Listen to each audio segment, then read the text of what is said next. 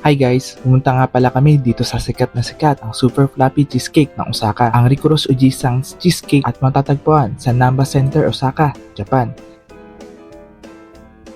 Look guys, kung paano nila i-prepare yung paglulutuan ng cheesecake.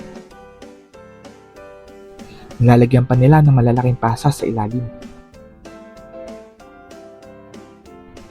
Guys, follow nyo na din ako.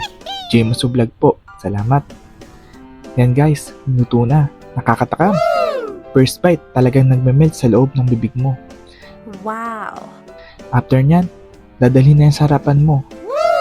At lalagyan nila ng logo ang bawat cheesecake with matching bell sounds. Diba? Napaka-authentic. Wow! Tapos babalutin na yan sa plastic at ilalagay na sa box. Yun lang guys. Maraming salamat.